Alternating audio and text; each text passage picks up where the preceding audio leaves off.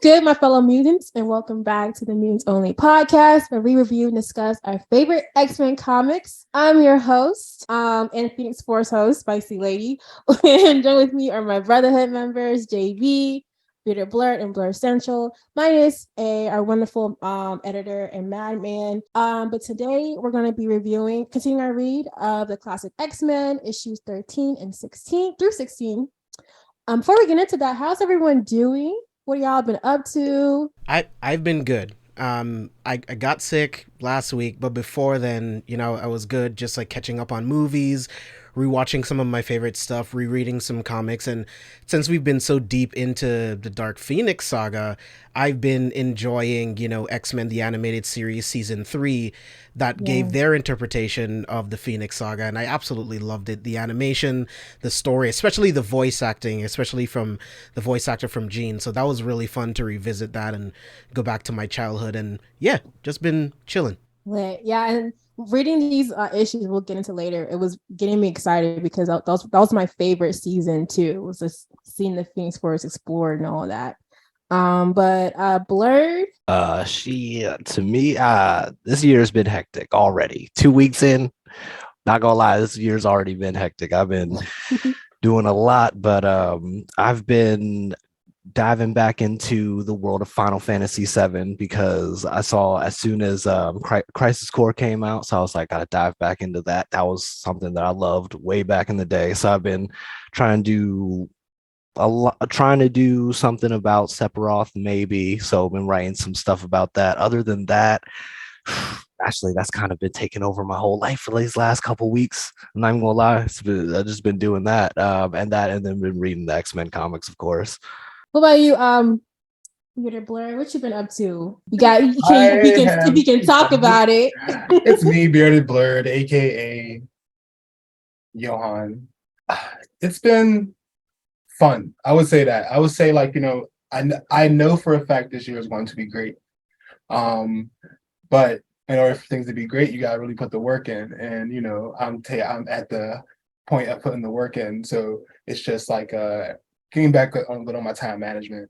I'm a guy who likes to live life by the seat of his pants. But being that I have to do so much more, I have to be a little more organized. So it's just like I'm incapable of doing so. I just have to do it, and I hate having to do it. And I'm stubborn. I'm Aquarius. That's what it is. Aquarius season tomorrow. Don't forget about that.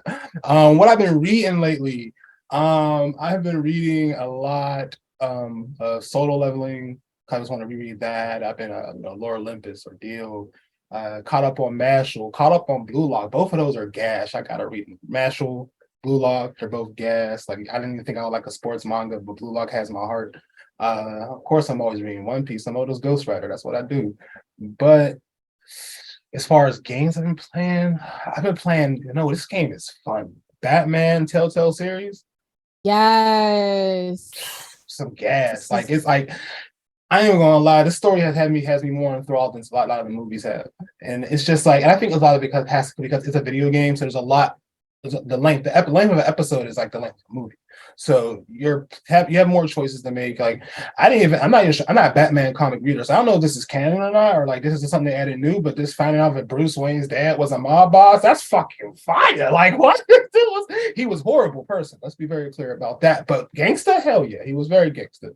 So I've been playing that. Now I'm on an enemy offense, so I'm doing that, exploring. I love this take on Joker. This was really cool. This John Doe, this how this Joker is going. Anyway, I'm talking too long. That's what I've been doing. That's what I've been reading. Welcome to the pod. We're here to have fun. I was gonna say, JB, that's JB's man over there. Yeah, I was just gonna say, check out Curse of the White Knight. It's actually a really cool Joker and Batman story. Incredible. It's one of my favorites. Curse of the White Knight? Yeah. Check that out. Lit.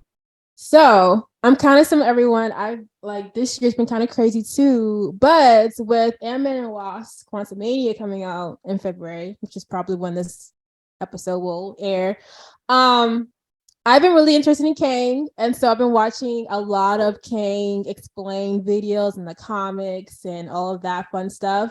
And I watched one by Variant Comics, and they recommended reading Dr. Doom which kind of like dives deeper into how he's a variant of King, and how in this series like him and King are kind of like interconnected type thing. So I kind of want to read that and just to get more of a backstory of King's character and how he's just always out here plotting. So that's just been me. Other than that, I've been enjoying the Return of Bungo Stray Dogs, the anime. I love this series. Having a lot of fun. Fire. Love it. And I'm trying to think of the return. What other? Oh yeah. I'm trying to think. I think that's it. But in newsworthy stuff, Attack on Titan is coming out soon, March, which is March 3rd, right?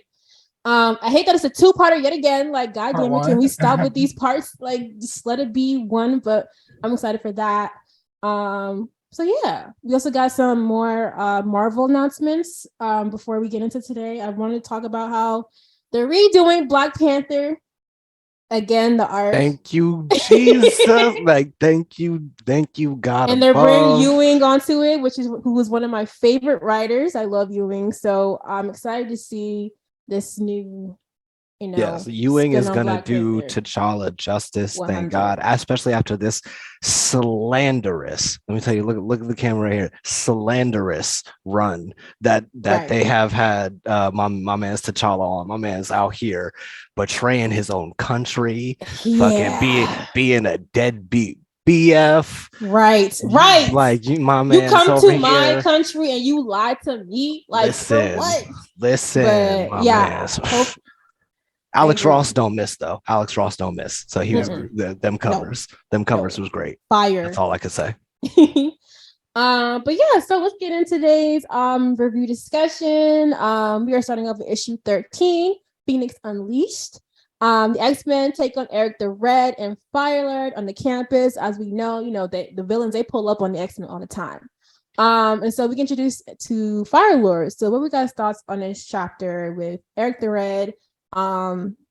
Basically, abusing, being mean to Firelord. I like this character. Listen, I love Firelord. He's the best. You know what I'm saying? Real nice stand-up guy. You know what I'm saying? But I'm just like, bruh. You know what I'm saying? You gonna get manipulated again.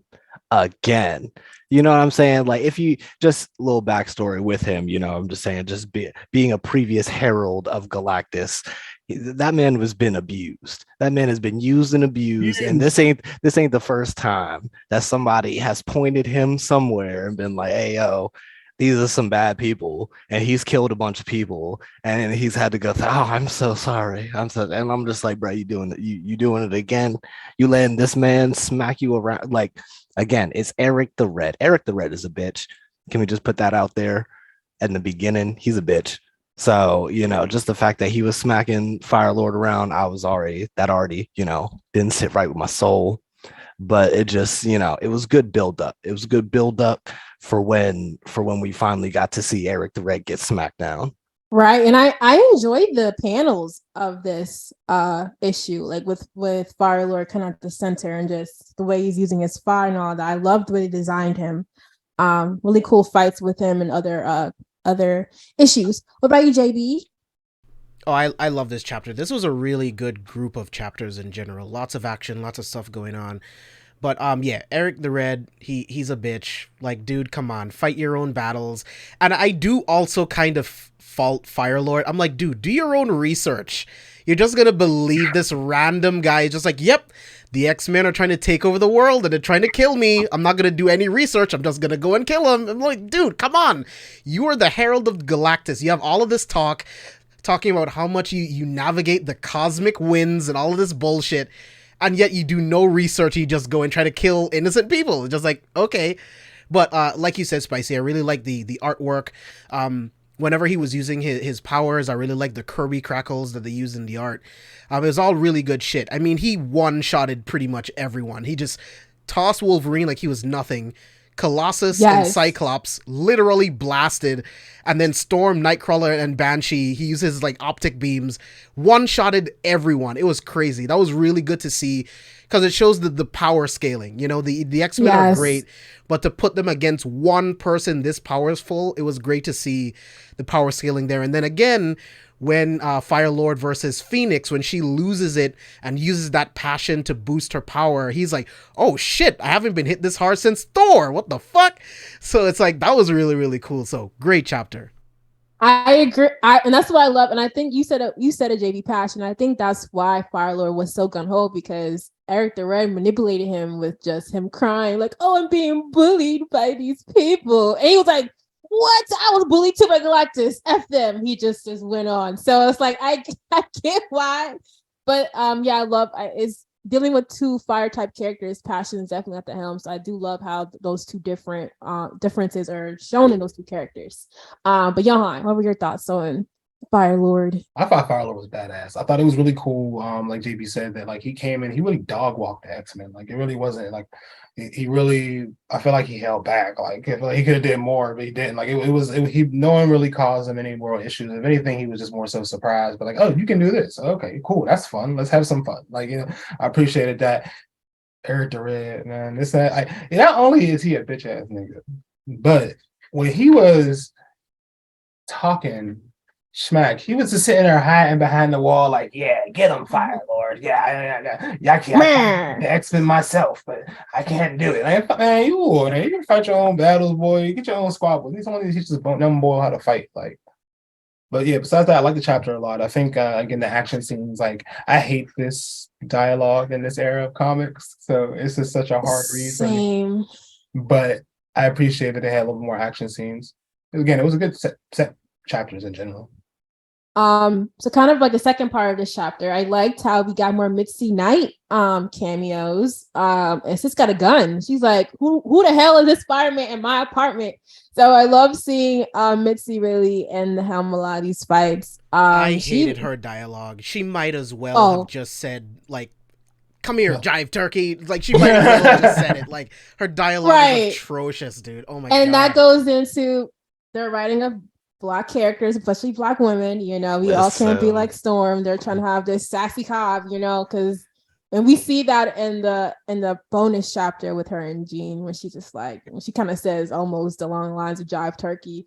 Ooh, that dialogue was tough to get through. But no, I love the fact, like you said, Spicy, sis had the strap. Right. So every panel she was pointing the gun at somebody. Wow. You know what I'm saying? I loved it straight. If she would have shot that shark, you know what I'm saying? If she could had one of them underwater joints, you know what I'm saying? But loved it. She came in, dialogue was campy, but whatever. She was just like, okay, I don't care. You blasting fire through walls and stuff. I don't care. I still got the strap. It don't even matter. What's up? But besides that, so after the Phoenix fight, we see Eric the Red steals Melandra into this portal, which I don't know how he has time to, where did this portal come from? Like, he had it in his pocket. How did he land this portal? It just came out of nowhere. But then we see Jean reactivated, and X-Men are like shocked. They're like, this is strong. And then we see Farler come in and was like, I want my 1v1 again. He's like, she is, like JB was saying, like, this girl's strong. Like, and I love that, how they ended the issue on just that single thing, where he was like, I want that fight again. So we got thoughts on that ending part with Jean reactivating the portal and then, going into that. Johan. Sorry. Oh, sorry. Can you start with someone else? Okay,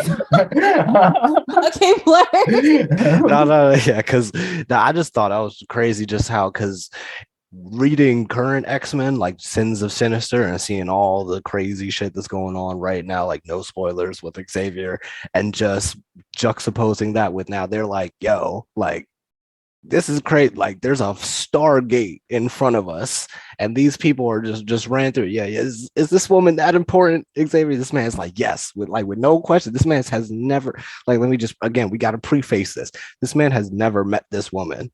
This man has never met this woman in his life. You know what I'm saying? Just only had telepathic dreams about her. It said, nah, you go into this place where I'm pretty sure y'all gonna die, but go ahead and go after this. She's that important. And they were like, that's all we need. You say jump, we jump. And they right through the portal. Phoenix opened that shit up. That another thing, just crazy how just like, okay, Stargate's gone. We don't know where they're at. All of a sudden, Phoenix is just like, let me open this shit. How we doing this? Phoenix power. We got it. It don't matter.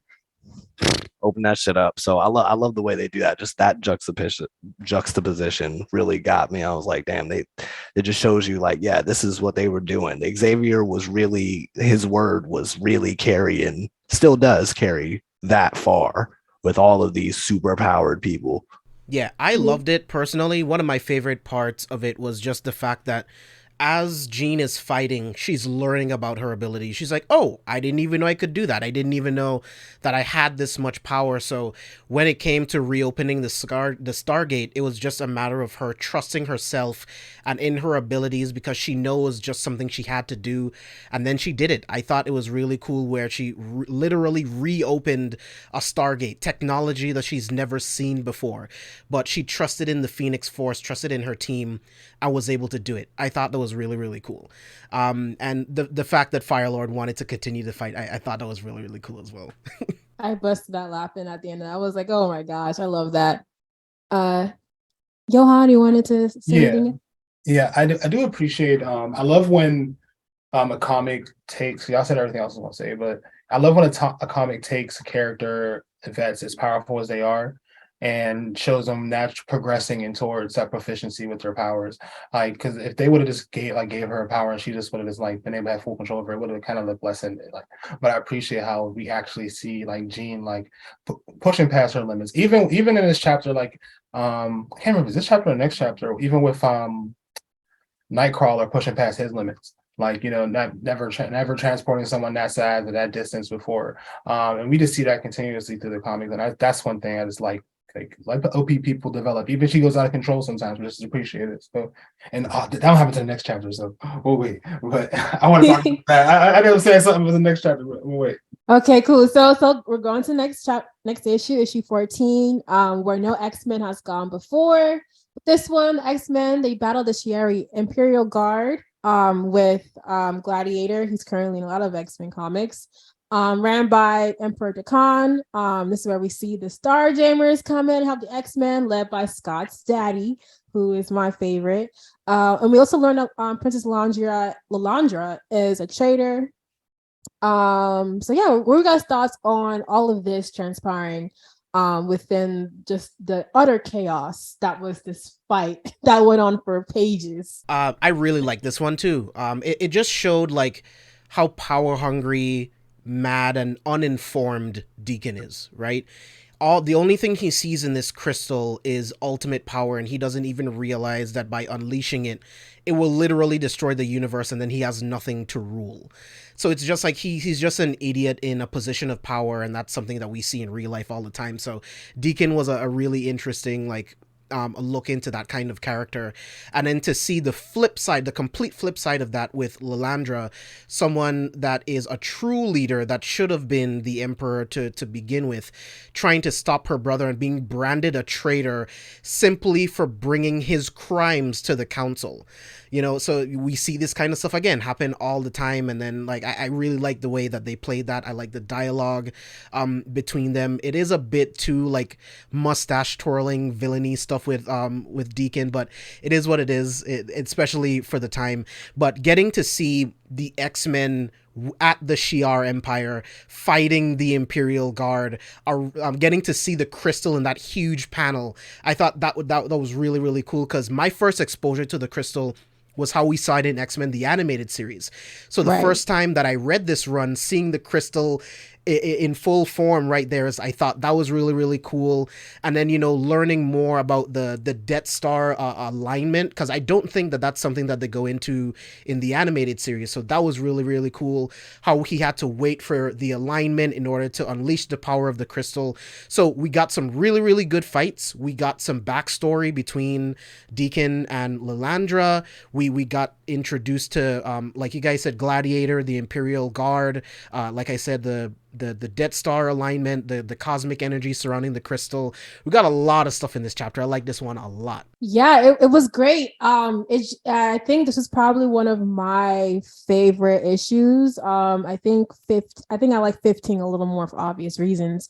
But yeah, this was definitely the helm of that, with just explaining Eric the Red's cake, explaining Lalandra's connection to Xavier, and then the crystal. I agree. I love how they drew the crystal in this form, where it's like it's a very like alien thing, you know. And I loved all of it.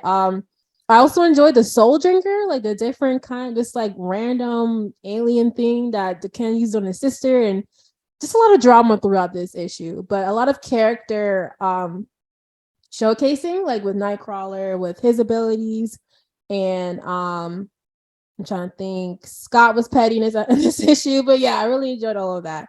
Blerd, what were your thoughts on this issue as a whole? Loved it. Just like you guys said, there's so much exposition and so many cameos. Like, if you don't really know all of this stuff in like Marvel continuity or like the cosmic side of Marvel, like this is a lot of stuff that they're throwing at you, like the gem, the Imperial Guard, all of these different characters and stuff like that. First time seeing the Imperial Guard is even just like crazy, because you know, remember, this is the Shi'ar Empire. That, like, this empire goes millions, like millions of planets, like so many people. These are like the best of the best, like, you know, that people like around the world, like even Galactus has, you know, tried to go up against this army and they kind of like pushed him back. So it's like to see that the X-Men, they don't know any of this shit, of course, so it's just like seeing that they're just like, all right, yo, what's good, we here for the woman. Professor says she's straight, so she's straight, she with us, and they just all hands straight on that. And just the fact that there's so much action, and yet with all of the dialogue is crazy, because you know, you just got, you know, Scott throwing beams at people out of nowhere. You got Wolverine just slashing dudes out of nowhere, stealing niggas' outfits and whatnot. You know what I'm saying? You know, just and straight. that's the thing. How you got enough time to steal someone's outfit and fight? My Like man within straight. that time. It was so it was hilarious. My man straight dipped on him. He was like, "All right, hold up, let me just take care of this man's real quick." This man's remind me of something. I don't like you, and he just straight dipped on him, took his clothes, came back, said, "All right, what's good, guys? We straight," and then just came back and just decked the next person he saw. Like, I got to give it to the little smelly man. He was straight hands all issue. I got to give it to him. Scott too. You know what I'm saying? He just straight, yo, what's good? What's good? Gene over here, but I'm gonna still blast you. I'm gonna blast you. It was just That panel everybody was was funny all when hands. when he hit Gladiator. That panel was hilarious. My man said, "Yo, I don't even care." He's like, "We are here for the woman. Literally. Yo, are you giving her up or not?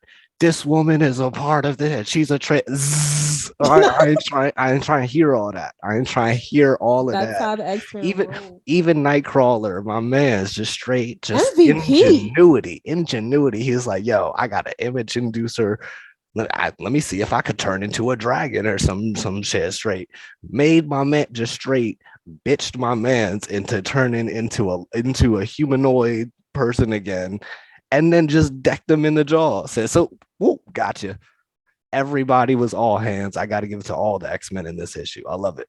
What I liked about that part with Nightcrawler was I liked how he was like, I was already trying to give up using this, but now I see an opening to use it again to help my friends. And that showed development within just his complete character, not just his ability to fight, but just his own interpersonal skills, where he's like, I want to be more of myself, you know, in my civilian life, but I see an opportunity, so I'm gonna use it, and he does it well. Like, I was so proud of Nightcrawler in that moment. I was Exactly. like, Even for all the extra wordy dialogue, it does put those little moments in there where it's cool. It's like, okay, this is cool because I read this like a couple issues ago. You know, my man's got over this whole thing, and now he's still using it, but there's a reason. You know, they gotta use like half the page to tell me why, but it's straight. and then splitting it up, like just put it all in one area. Why I gotta look all throughout the box to read what's going on? Anyway, y'all tell me your thoughts on the issue.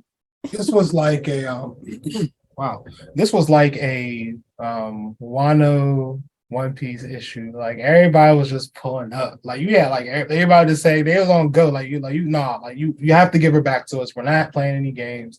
I appreciate this chapter because I don't know a lot about the Shi'ar Empire. And so being introduced to them in this way was just really cool, and just having all these individuals here. There was just so much going on, which is not a bad. I think that was really dope. dang, there's a lot going on, and I think one thing I liked a lot was just like I like the Starjammers pulling up. Like they pulled up, like they're straw hats. Like let's go, like let's make it happen. Like we're not fucking around, guys. But one thing I really liked, I love character depth. So I love at the end of the chapter, we get that to see the connection, and how strong that connection is, and to give some reasoning behind why she's so enamored with Charles Xavier. I thought that was just really cool, to seeing her just face that reality and also face that vulnerability. I thought that was really cool as well. Like these are things that she's never felt before, and especially given the alien nature of the Shi'ar Empire, like humans. Every time someone comes to Earth, no matter what the comic is, like they're like, "Yo, humans go about things is totally different." Like, there's still this, yeah, they warmonger and et cetera, but there's still this humanitarian side. And humanity, they just happen to see humanity, and so I think that's like, a big part of it. I think that's just really cool. But yeah, what thoughts on the chapter? I agree. I enjoyed the bonus issue following Lalandra. Kind of, I loved how I loved the panel of her like just like unveiling all of these feelings she has for this stranger, and she's just like, "Damn you!" Like, and she breaks the computer thing. Like love. I was crying. She was like, I'm trying to save my empire. You up here telekinetically telling me that you my soulmate. I don't have time for this. I was my like, legs. Listen. I was like, save Lalandra and be like that. She was like, well, why? There's a nickname we gotta give Charles Xavier, and that man's his knees down. Because he is only paralyzed from the knees down. You know what I'm saying? Because my man's again, we have to stress he does not know this woman. So I'm just thinking, like reading this whole chapter, I'm just thinking the telepathic game that this man is subconscious. This appointments telepathically is ridiculous. Subconsciously. Like let me just think about it. Like, first of all, you can telepathically set a dick, just send them feelings off, just like you basically send in dry humps. How you okay, you want time out, Blerd, time out. How you digitize telepathically? That's just some real shit. That's just some game. Like you know what I'm saying? And that's why I felt her when she broke the damn computer. She was like, "Damn you, I don't know who you." But anyway, but kind of circling back. Okay, you can come out, Blerd. You're out of timeout because you was just doing the most. But what I liked was seeing the difference between Lalandra and Xavier's like feeling of this connection, because you saw Xavier was losing his rabbit mind. He was like, "Woman, you're crazy. You're making me lose my." And you see Lalandra kind of like going about it a little more relaxed. Really, she's kind of like very observant. She's very like in tune with each moment she's put in, and it was nice to kind of see those two differences and of these two, people and this, soulmates or whatever like that. But I did enjoy that with Lalandra. All right, so it's time to go into issue 15, Armageddon Now. This is where mainly a lot of the action kind of jumbles up into, where the X-Men and Starjammers discover a horrible truth about Emperor Dekan, who's threatening to destroy the universe while trying to use the Macron crystal.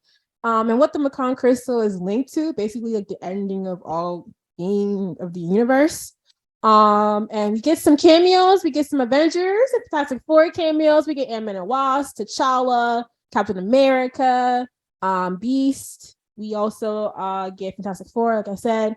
And we also get a breakdown of the Macron crystal and the neutron galaxy, as well as Phoenix's force powers. So what were you guys' thoughts on all of those things? I thought the chapter was cool. I appreciated some of the dialogue, but it wasn't. I mean, it was actually informative. What I really appreciate was the action scenes. Like, I thought it was cool. A little like, God damn, man, they were just so languages you couldn't use today. You just couldn't use now how to describe the little dude. And he was giving them the business. He was giving them the hands. I appreciate that. But I thought was really cool is like, oh well, you killed this Guardian, but another Guardian is going to replace that Guardian. You keep replace that Guardian, another Guardian is going to replace that Guardian. I thought it was just cool just to see them have to keep pushing past their limits and understanding their limits. I love the Phoenix situation. Thought it was dope. I thought it was cool. I love seeing her kind of like dip her toe into the Dark Phoenix a little bit. Thought that was pretty cool. Like I always love me a good Dark Phoenix. Overall, I thought the chapter was very informative. I did appreciate the Starjammers, their own little cameos, and I did like little Avengers cameo. I thought that was pretty cool. But yeah, I like how Colossus and Nightcrawler were getting chummy with the other big guy and the Starjammers. I was like, look at them being besties, so cute. the acceptance, Right.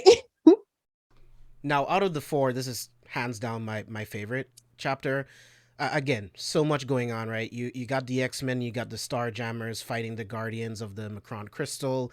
Like you mentioned, Spicy, we got the little cameo between the Fantastic Four, with the Avengers talking to the president. Now, I thought this was really cool, right? Because you have the X-Men light years away at the Shi'ar, at the base of the Shi'ar Empire. And then you have everyone else on Earth who has to sit back and do nothing. Earth's mightiest heroes have to sit back and do nothing and let the X-Men work, or else the universe is gone because there's nothing they can do. The enemy is too far away. So I did love them cutting back to Earth just to ground us a little bit, because if out in the cosmos you can kind of get stuck and realize, hey, like on Earth, everything we know, everyone we love will be gone if we don't pull off this mission. So I really like that. Them getting pulled into the crystal, having to face their fears in the middle of this neutron galaxy within the crystal. Cyclops cracking the crystal because he can't keep his shit in check. You know how that goes. I know, Blerd. You're gonna talk about that, but he cracks the crystal, and this gives Phoenix this incredible moment. Jean gets this incredible moment where it's like, this is a true hero moment, and she has many of these. She doesn't care what happens to herself. She has to save not only her family, but the entire universe. So she's willing to push beyond her limits, go to wherever she needs to go. And I love this piece of dialogue where it's like she could grow so large that she overthrows the entire solar system. Like I love the use of that, just showing the scale of how big her power had to become in order to seal the crack in this crystal. So again, showing the scale of the stakes and the Phoenix's power compared to everyone else. So I really like that as well. I like the fact that and I think the classic X-Men version did it way better than the actual X-Men run, where we actually get panels of seeing Xavier and the rest of the X-Men saying, hey, use us. I know you don't have enough power, but use us. Use our life energy. You can absorb it in order to save the entire universe. And that builds trust, further trust within the entire team. And then the Phoenix pulls it out. She uses all of that power for friends, her family, that passion, and seals the crystal, but she pushed herself a little too far. And again, this is where the classic X-Men issue did a really good job of showing the duality between the Phoenix and the Dark Phoenix, and showing that with all of this great power, there is something really evil looming that the X-Men are going to have to deal with later on after this battle ends. So great chapter. I cannot say that you perfectly said, like you said that like top tier, like and what I really enjoyed about Jean was kind of what we've been saying, where she's slowly uncovering, where she's like, oh, I guess I'm becoming ethereal now. I'll worry about that later. But it's just like nice how she's taking inventory of what she's able to do within this like high intense moment. But I also love how, although like she's pushed herself, but she also tries to keep things in check as best she can. Like when Storm offers and she's like, I don't want to drain your whole life force, but if I were to use everyone, I would able to take what I need without killing my friends. So that was the moment I really did enjoy the most with Jean. Obviously, like you said, JB, with this kind of power, girl, you don't know what's lurking about. But I really did enjoy the like soliloquies that the writer gave Phoenix as she's like manifesting basically to heal the crystal back. And these panels are just great. But it just shows like breaking points and how important, family is to help during times. Like you can relate this to real life with just, showing humanism. And that's the thing why we love X-Men, because like it puts humanism first above these great things they can do. because that's just mankind limitations. So I did enjoy that. And then we also got the iconic Dark Phoenix Force outfit, red and gold, which is my favorite one.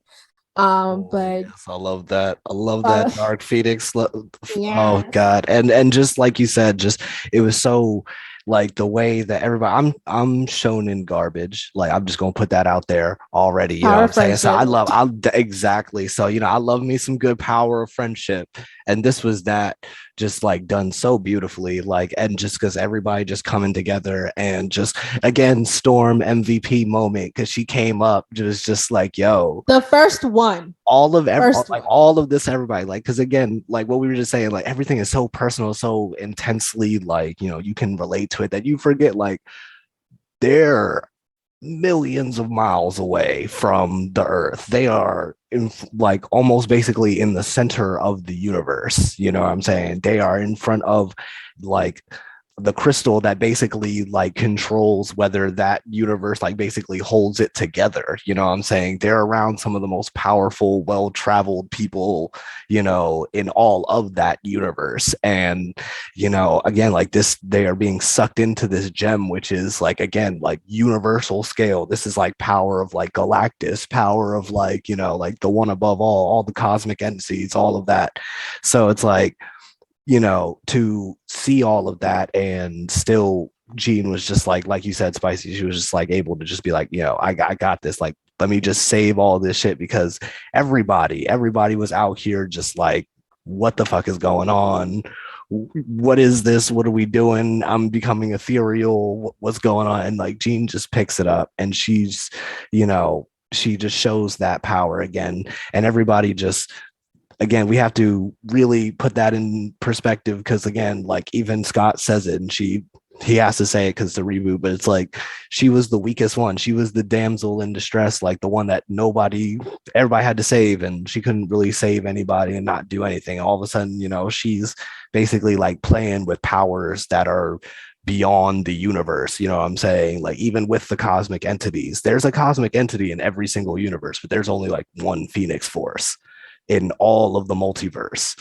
So it's like, the way that just super, again, you see that with, again, they're playing with multiversal forces right here, or universal forces, and the way that the Phoenix Force just trumps all of that, just goes straight up and just like, all right, yeah, like she just knows, she not even knows what to do, but it just guides her and she just does what needs to be done and everything is just fixed. Like I just thought like, that was some crazy shit. And then again, I have to talk about the ending because I love it. Like Corsair finding out that Scott is his son, that whole reunion. I love it, because I love that whole family. It's a crazy story seeing that, his son basically, both of his sons, he has boys there, and all of a sudden they get attacked by aliens. Like how does that happen?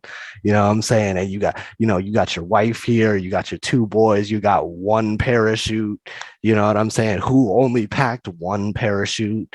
But you know what I'm saying, but but you got your boys out there and they say that weight restrictions. That's what I'm saying. You know what I'm saying? Just that it's that .07 means a lot, I'm the screaming. drag. But you know what I'm saying? Like, he thought his wife is dead, which we'll get to that later.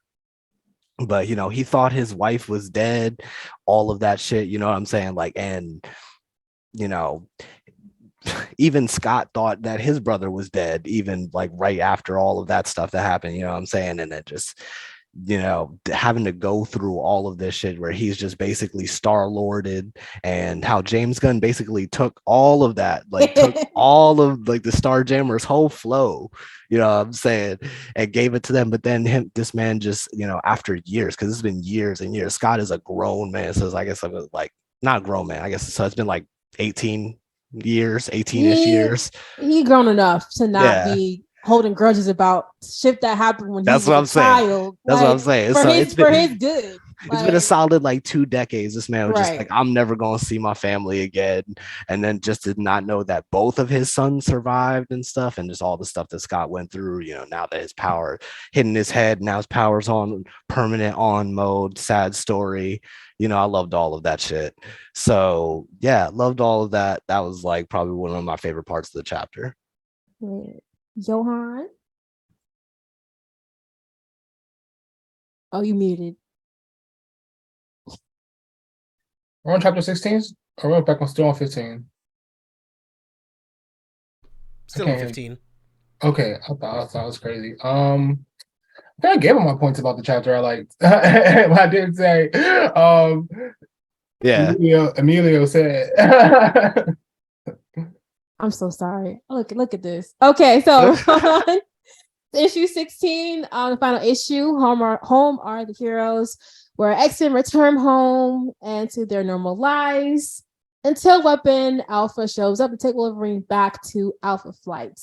I enjoyed this issue a lot. It gave obviously drama. I love the down parts with the X-Men. Yes. You know, Storm was like, finally I can go to my plants because y'all are a mess. I'm tired of dealing with y'all humans. Stressing her out. She's gonna have to take again. Everybody off, get naked. Everybody else is musty. Again, everybody else musty as hell. Storm always knows how to get a shower in though. Someone gotta shower with your plants sometimes. I love the Nightcrawler moments. Immediately, Nightcrawler is just home. He like a little dog, a little puppy dog. He's just like, I'm home. And I love how Moira's like, Nightcrawler, you stop bamfing everywhere. But what I also love is how everyone's getting used to each other, including Nightcrawler. Like, he's not sneaking up on everyone anymore. Everyone's like, hey, Nightcrawler, we know it's you. Like, I love those moments. He's still trying to get a girlfriend, which, you know, I have hopes for him. But mainly we're kind of focusing on Scott dealing with Jean and him dealing with feeling something between the Starjammers leader, I keep forgetting, but his dad. I'm not knowing that. And then the promise that he made to Jean about not telling Scott. So what are you guys' thoughts on that before we get into the whole Alpha and Wolverine stuff? So I like the first part of the chapter. I thought it was cool. Leandra not knowing how to use the shower was just funny, and like Charles like, oh, my fault, I should have gave you a tutorial. I appreciate one thing I did appreciate when we were going through the chapter, Nightcrawler, he's popping around annoying everybody, right?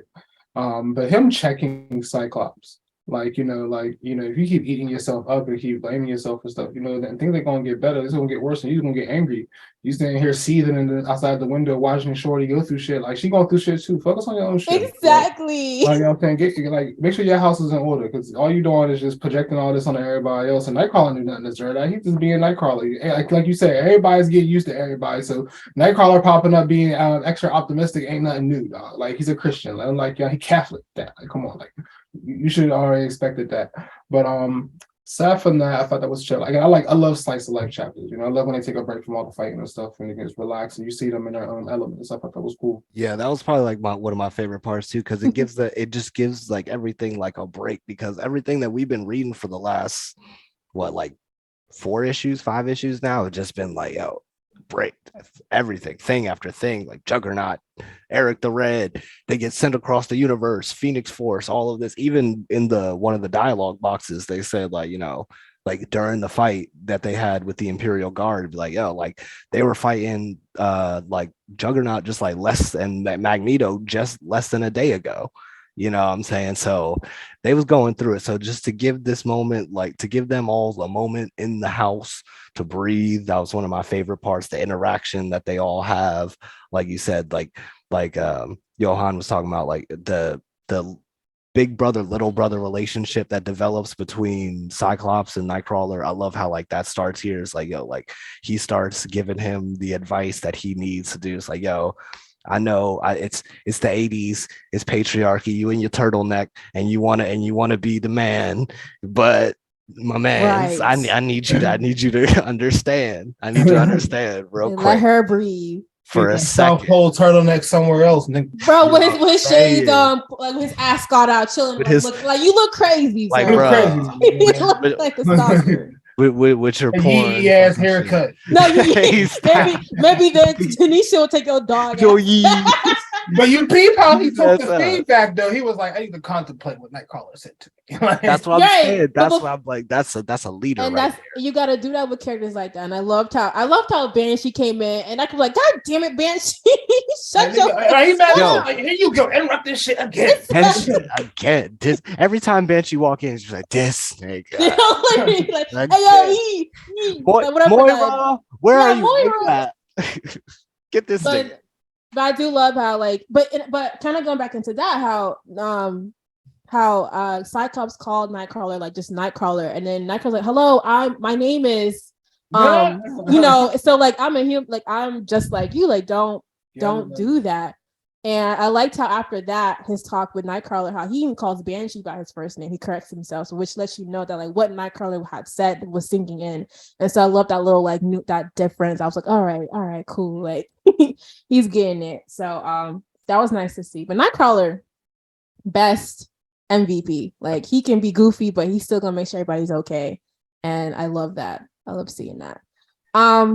Speaking of not okay, Jean is just looking very tired. Like you can just see her being very like affected by everything, how she's just out of it, which, you know, starts up my favorite arc of X-Men.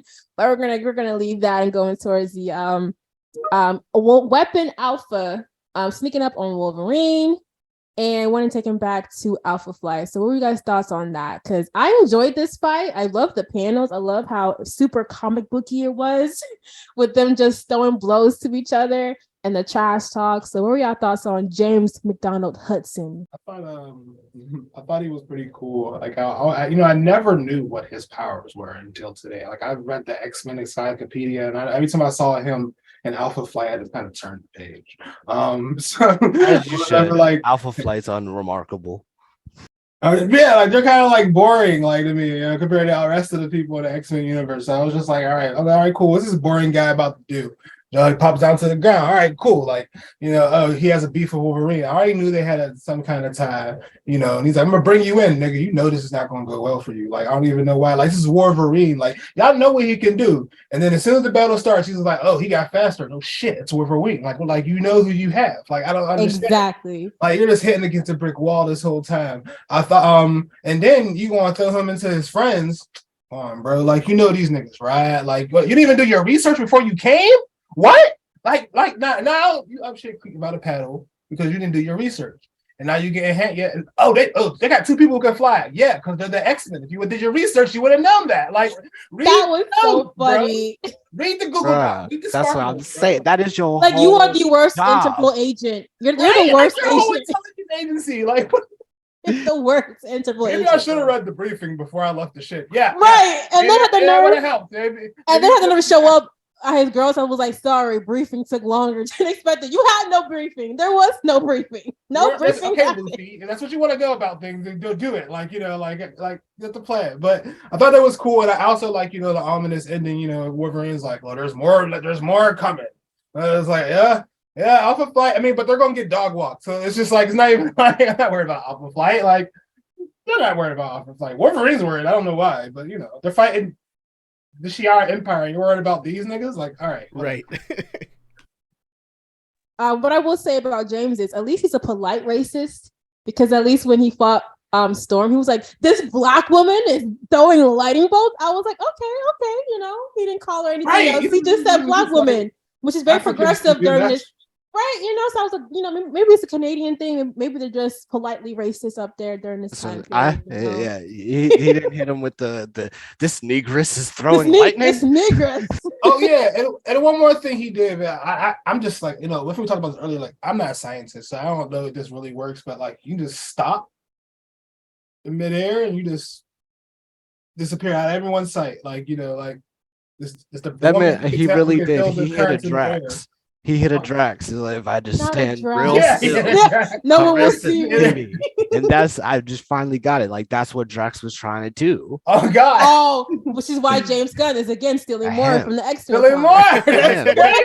It all comes back to James Gunn. I'm telling you. He needs to put his in-text citations in there, man. Like, it was crazy. That's wild. I'm telling you, it all comes back to that nigga. JB. Yeah, so I like this chapter as well. I like that on a small level, it's kind of one of those things where it's like you can't, outrun your past type shit, because just like he literally just left the team, and now not only does he have to deal with it, but now his friends have to be involved as well, his team.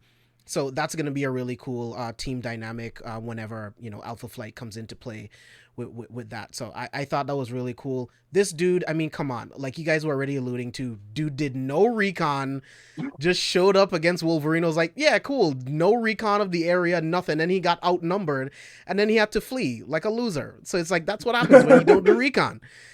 So Like yeah, a loser. He flew away like those anime villains and Pokemon, where they, like Team I'm Rocket. dead ass. They said Alpha Flight Every is time he blasting thought off he got again. away, he didn't. Like, it was just like, Every oh, they got time. him to fly. Like, I guess I'll just stand still. They don't see me. Said, he put a whole stick in front of him. Nope. Invisible. And then when Moira gets injured, we see Banshee going to rage mode, going after him. So it's just like, yeah, he's been in love with Moira forever. He hasn't like really told her exactly how he felt until this moment, and then like she gets hurt and like, but it's good to see them come together as a yeah, right across the face. But it's good to see them like come together as a team, as a family. Like I love these elements. Me too. And Banshee literally looked like a phantom in that moment when it happened. But can we regress a little bit? And can we? So the X-Men's petty. So Myra had I think Banshee said something to Myra when they first came into the door, and like it was a very flirty moment, and you just saw the panel like show Xavier's response. You just see Xavier looking at them, like they're flirting with each other, and I was just like, now why do they do that? Xavier, you have a girl already. She's from the galaxy. Like, why are you looking at Myra? This woman got passion like hell. She flipping out about loving you. Imagine if she found out you had asked for another. It's a wrap. Like, what are you doing? Nah, I'm telling you. And even when she brought them to the lake, they're like, Mara didn't tell them how it was for her and Xavier went to go hang out when they were lovers. I was like, oh my god, this is so dramatic. I'm telling you, because knees down is a menace. Knees down, it's just over here, just all the coming over here. Like it's just like, man, telepathically, just over here, just like you pass by, just I smash that. And why? But honestly, at the same time, like, why Moira dating one of his students? Man, like, you know what I mean? Like, you need to chill out. I mean, it's Banshee a student. That's a grown ass man. He in his 50s. That man grown as he old as hell. He is not a student. Said they drew wrinkles. There is shadows on that man's face. He is not a student. But yeah, I and it's funny because this scene reminded me again of the animation series where we got all of Alpha Flight coming to get Wolverine. Which is what we're probably going to see in the next issues. Probably each one introduced, which is probably going to be hell to experience. But it is what it is. Yeah.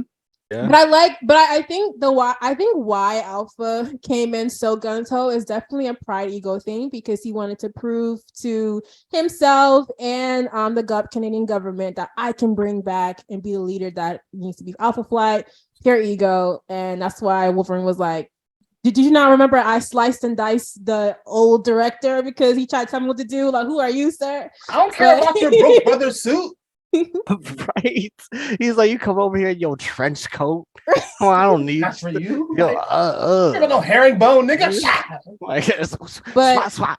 I did like how amongst their trash talk, even Wolverine was like, oh, he kind of all right, kind of strong. He got me that time. He got me in my face a little bit. I kind of hurt, and he was like, all right. So I liked how even Wolverine was like, okay, this is something new with this suit, because obviously it's probably a new suit. So yeah, I do like Alpha Flight's suit, how it's like has like an energy barrier thing that can kind of like block attacks or whatever, and the whole like standing still using the Earth's gravitational planes to make him invisible. Like, I don't know what kind of science that is, but okay, cool. But yeah, I like those little details. Yeah, he had real, like, you know what I'm saying, like first arc villain energy, you know what I'm saying? So it's like I'm for real, because even Wolverine's over here like, bruh, they sent you, bruh. They ain't send nobody like, like stronger. They ain't send like Sabretooth. Like, they even send like Omega Red. Like they sent mean, you, bruh. But It's like, okay. back to what Wolverine said, he was like, we were once brothers. So I think that's kind of why, you know what I'm saying? Like Exactly. that was my brother. So that's why personal. I got you, Spicy. I got it. It makes so much sense. Psychological warfare. Beat down your little brother real quick, and then we're gonna have somebody beat you down. Right. That makes sense. So, and what's the kind of like, but yeah, anyway. But yeah, so that was the end of issue 16.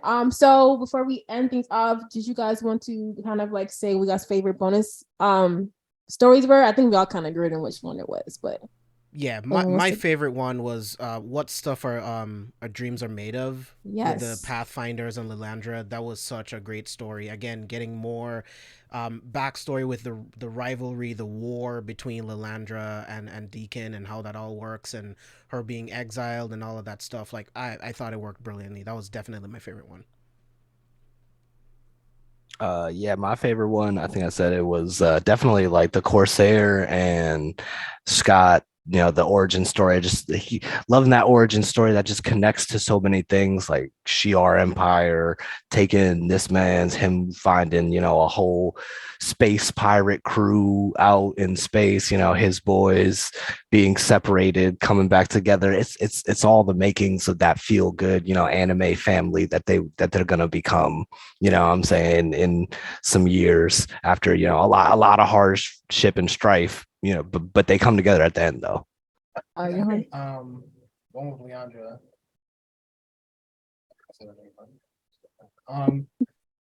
That was probably my favorite side story. I think that I love just seeing the connection and seeing her, like, you know, find new feelings and getting some backstory. I just appreciated that chapter the most. I'm mad I didn't read the Corsair one.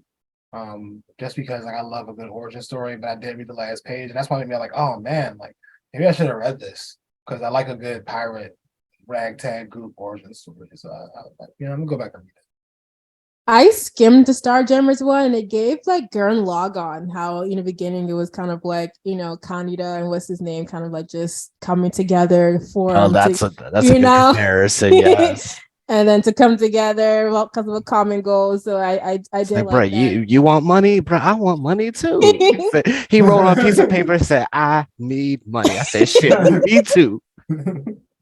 But I agree with JB. I think my favorite was definitely the dreams or whatever, the one with Landria. The Life Signs of Jean Grey is a close second because I loved Misty Knights and Jean. I love the development of their friendship bond, and then we get some Iron Fist cameos and what's her name in the I forgot that Khalid Wing. Yes, I love I do love that. That was my second favorite. Yes, because just like I find it real interesting because there's a lot of artists that worked on the Heroes for Hire story that also were drawing this and writing these. So seeing them go back and be like, yeah, let me just, you know, throw these little connections in, or some of these where it might have even been stuff that they had put in before that, you know, they just like cut out editorial stuff, whatever, stuff like that. But, you know, just seeing how, you know, like Misty Knight, like you said, she's out here and she's still a best friend roommate to Jean Grey, but she's got her own stuff. She's in a whole separate comic, you know, with a whole, you know, 2 separate comics, you know, with Heroes for Hire, stuff like that, dating Iron Fist, looking out for Luke Cage, Power Man at that point, you know what I'm saying, got a bionic arm out here smacking niggas up, you know what I'm saying, with Colleen, Daughters of the Dragon, you know what I'm saying, just straight doing the damn thing. But she still got time to sit on the beach looking good, punch sharks in the face with Jean Grey. And I love to say, you know, that was a great side story. Definitely my second favorite. It was beautiful. What's it, Daughter of the Dragon? That's probably the best thing that came out of the Iron Fist series, was just that little arc of that. I did enjoy that arc. Yes. But it's weird seeing Missy in love with Danny. I was like, I'm telling you, no, that's the thing. If you go back and read all of those, because that is interesting. Like it spun off into a whole nother series, like Daughters of the Dragon, and I was like, oh, this is interesting. But like all throughout that series, it's like, yeah, it's like Danny, oh, come here. I'm just like, oh. They retcon that joint real quick. I'm glad they did, because I was like, I don't the minute they decided to use Misty Knight again, because right after all of this stuff, after Claremont and all that, they're like, yo, Misty, who is that? What? And then she was in this series again. They decided to write stories again. They're like, oh, Misty Knight. Yeah. Nah, put her with Luke Cage. But I thought that she was gonna gain her, like she was gonna lose her arm in that and then gain it, but she already had it. And they didn't really imply that when they first introduced her. They're like, it was just like, I got my bionic arm. I was like, oh, okay. No, yeah, that cool, actually sis. surprised me because I was like, okay, I was like, because I'm thinking like, yeah, you like you said, I was like, this is like beginning of the story. This is like well into like Daughters of the Dragon arc, and I'm like, oh, okay. So again, like seeing how all of this stuff like relates to where it's like, okay, they're going through this while this is happening. So okay, this must have happened, you know, like during all of this stuff, like in the Marvel universe. I'm like, you know, chronologically, all that coming together. It's real good for nerds like me. Yes. All right, y'all. MVP. Who was MVP? I mean, I think it's obvious it was Jean, but who was MVP for y'all? Phoenix. Yes. Phoenix. Yeah, in the rare case that it's not Storm, which Storm, you know what I'm saying, gets it by default, you know what I'm saying? But it's like, you know, our other queen, Phoenix, go ahead, gets it because she just straight, listen, like teleporting them across the universe, straight dealing with multiversal forces, straight dripped out throughout all these issues. Multiple you know what I'm saying? Just straight smacking everybody up, getting everybody in line. You know what I'm saying? Jean Grey 100% gets MVP of these 4 issues. All them damn dialogue she better have. But that's tonight's episode, y'all. Thank y'all for joining me. So do y'all want to let the people know where they can find y'all? You can find me at Bearded Blerd on Twitter, Bearded Blerd on Instagram. Follow anime_improv. Come our Twitter spaces on every other Monday, where we just take anime characters, video game characters, and pop culture people, and just whoever you want to be, and put y'all in random scenarios, have you act them out. It's a fun time. Pull up. Yeah, you guys can follow me all over social media at JBxclusive. You want to find absolutely everything I do, go to carefulforspoilers.com. You'll find all of our articles, links to all of the podcasts, social media, all of that stuff is on there. We just wrote an article talking about 5 great movies with low Rotten Tomatoes scores.